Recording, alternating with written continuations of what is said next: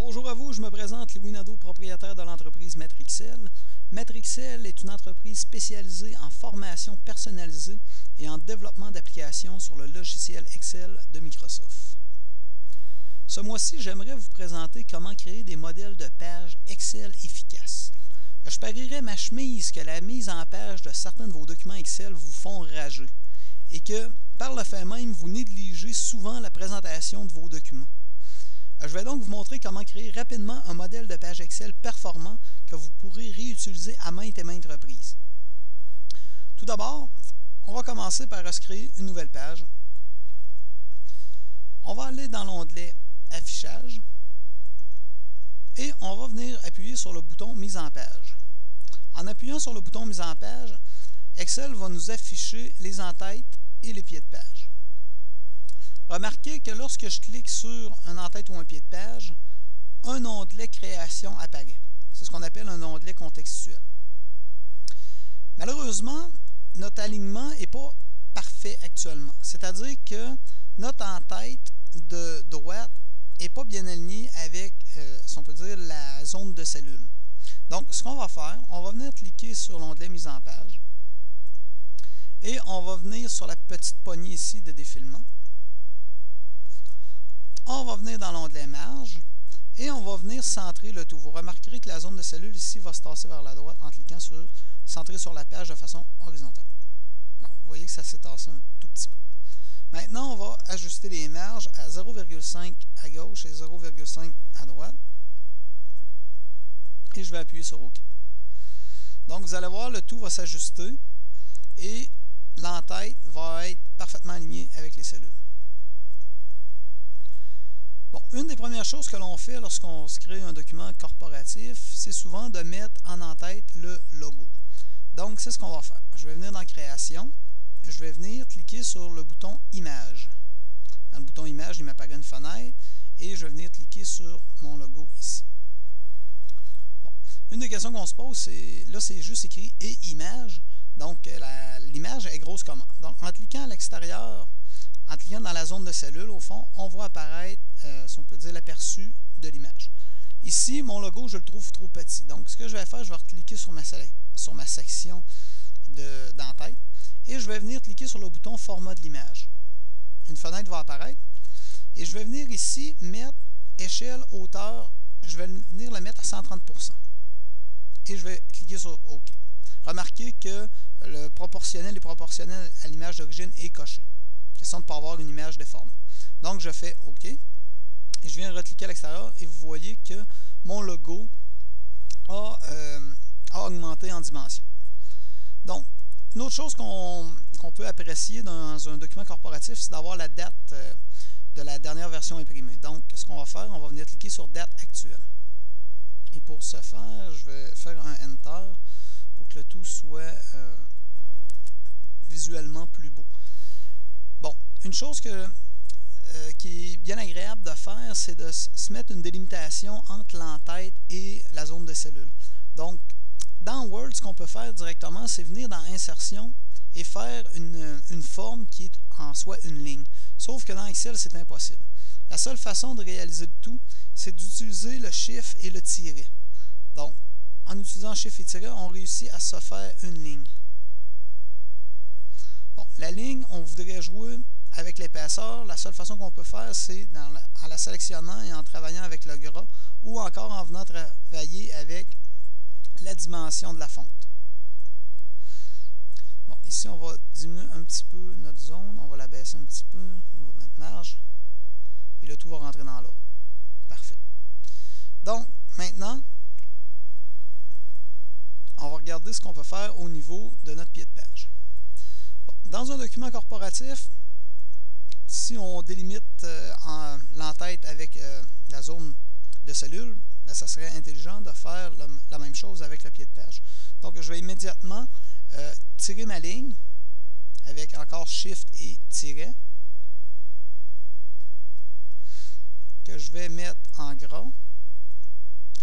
Et là, par la suite, ce que je vais faire Enter au bout de la ligne.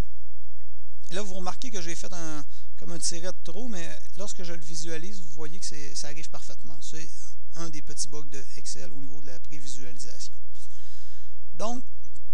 une des choses qui peut être intéressante de faire, c'est lorsqu'on a le document papier d'imprimer et qu'on veut savoir, mais où est-il ce cher document électronique. Donc, ce qu'on fait, c'est qu'on va mettre ce qu'on appelle le chemin d'accès. Si je clique sur le chemin d'accès, il va me mettre également le nom du fichier. Cependant, moi, j'aimerais avoir plus que ça. J'aimerais aussi savoir l'impression que je vais faire se rapporte à quelle feuille dans mon classeur. Donc, je vais ajouter le nom de la feuille ici. Une autre chose qu'on pourrait ajouter, c'est le nombre de pages, au fond, qui sera imprimé. Donc, je vais utiliser le numéro de page et je vais faire un espace. Je vais écrire 2, je vais refaire un autre espace et je vais venir écrire nombre de pages.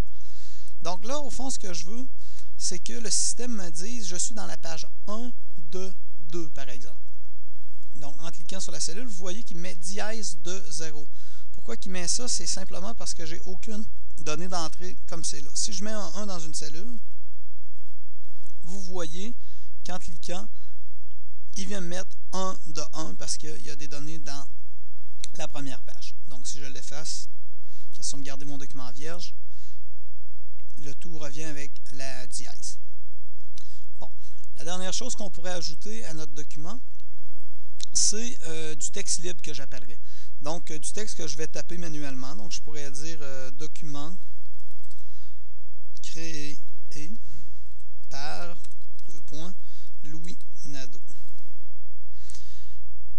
Sauf que là, j'ai du texte qui est en gras et j'aime pas ça vu que c'est le pied de page. Donc, je vais enlever mon gras et je pourrais même arriver et diminuer la police de caractère.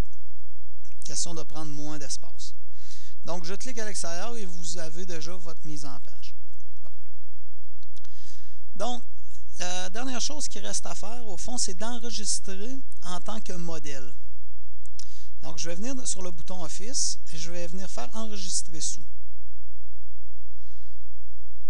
En faisant Enregistrer sous, je vais venir sélectionner le type de fichier avec quelle extension je veux l'enregistrer. Au fond, je vais prendre modèle Excel XLTX. Modèle Excel XLTX, au fond, c'est pour les documents modèle 2007 et 2010. Donc ici, ma feuille s'appelle feuille 8,5 par 11 en mode portrait. Je vais enlever le 1. Et je vais enregistrer. Par défaut, il m'enregistre le tout au bon endroit pour que, je vais vous montrer, disons que je ferme le tout et que je repartirai avec un nouveau document. Donc, j'irai faire bouton Office et là, j'irai faire Nouveau. Et dans Nouveau, je pourrais venir chercher mon modèle. Je viendrai ici dans Mes modèles et là, vous voyez feuille 8,5 par 11 portrait. Donc, je double-clique dessus. Et là, mon modèle apparaît. Et là, remarquez bien, disons que je rentre des données, peu importe les données que je rentre, et que je viens faire enregistrer. Voyez-vous, par défaut, il me change l'extension du fichier. Donc, il ne me met plus XLTX comme étant un fichier template. Parce que, au fond, le système, il ne veut pas que tu enregistres par-dessus son fichier template ou modèle, si vous aimez mieux. Donc, il le met immédiatement en XLSX, qui est au fond un document Excel typique de Microsoft Excel 2007 ou 2010. Donc, je pourrais enregistrer à l'endroit désiré, exemple sur mon bureau, le document en question. Et je pourrais, en refaisant nouveau, retourner rechercher le même modèle que tout à l'heure, et mon modèle serait, une fois de plus, vierge. Comme vous pouvez voir. Donc, j'espère que ma petite capsule de formation vous aura plu, vous aura appris de nouvelles choses. Et sur ce, je vous dis à la prochaine.